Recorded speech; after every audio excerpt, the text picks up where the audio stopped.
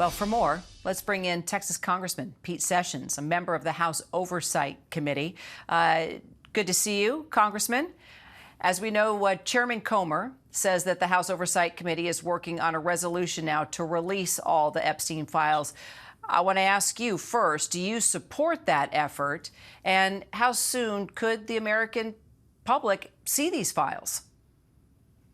Thank you very much. I am for us understanding what we think we're asking for. First of all, there are three distinctly different jurisdiction pieces of this. There's Florida, there's the island, and there's New York City.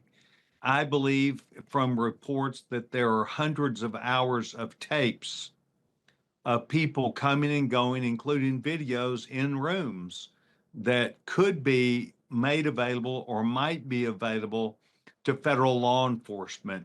This, however, spans back over a number of years, and I think that the administration, or at least the Attorney General, is going to have to figure out who has copies of those tapes, who has the power to have control over those tapes is one of the more interesting things. I will tell you that I think it's fair to go to the prison and talk to Giselle about this, but the facts of the case are this has been investigated for a long, long time.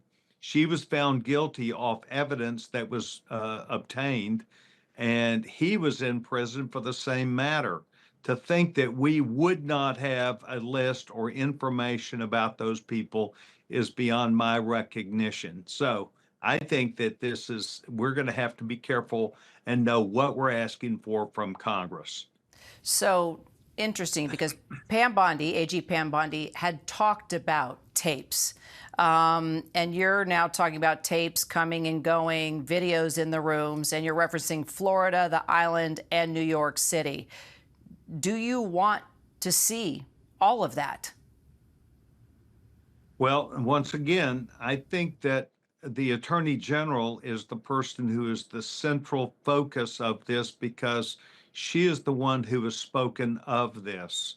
And I think that this is going to require a bit of information, gathering of information, who has custody, the chain of custody of these three different events, and why it has not previously been disclosed. It's obvious to me that President Trump is not involved, or you would have seen something from the Biden administration if he had had any real inkling of this, and I'm talking about that would be misconduct.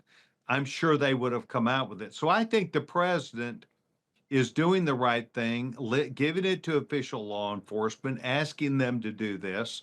But we have to, from a legislative perspective, really understand what is it that the government has, the documents, the tapes, who's in control of those, what might be the decision-making process, and then we would have to worry about the official custody chain of that and who would be required. For instance, the federal court, as we've heard, may have a role in this. It could be two or three different federal courts or an overseas court. So I think it's important for someone to gather the evidence, the chain of custody, and what they have, describing it from a bulk perspective, not an individual perspective. But to think that there could not be a client list, someone looked at those hundreds of hours of tapes and recognized people.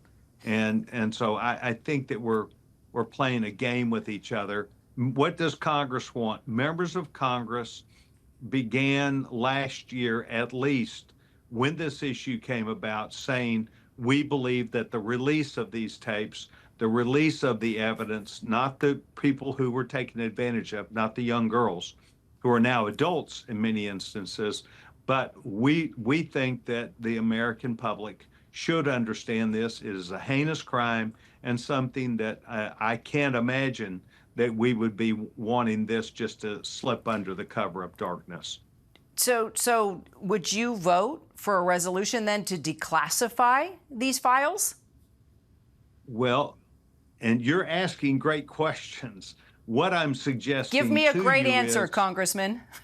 well, the great answer is we need someone to compile what the Attorney General has within her control or who controls the other bits of information. Certainly, this should not be a secret. I'm sure hundreds of people are aware of at least piece parts of these, and the Attorney General, I hope, has that obligation and responsibility. And I know that she is a person of high character.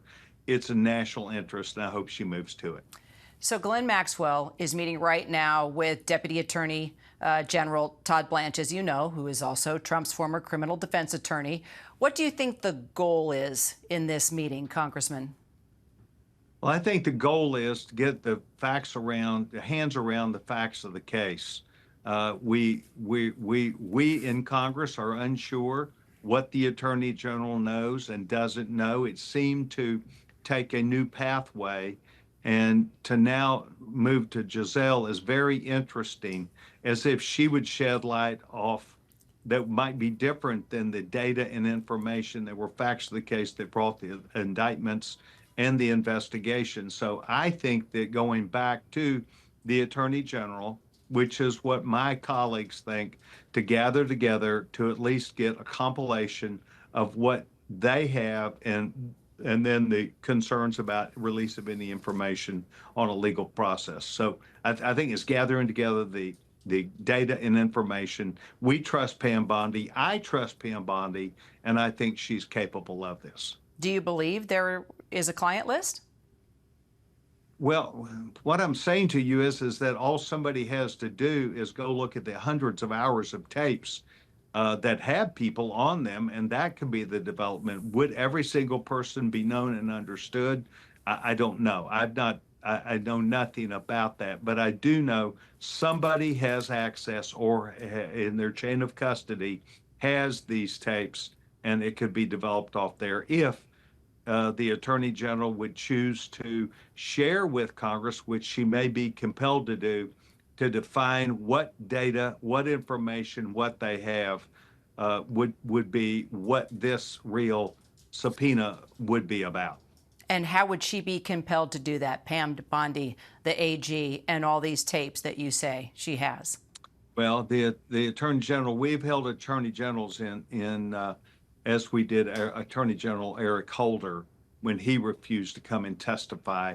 So we might be in the same circumstance. I think Pam Bondi, her relationship with the truth is entirely different than Eric Holder. So I think that she would find that data, aggregate data and information would be not only in the American people's best interest, but what we would want.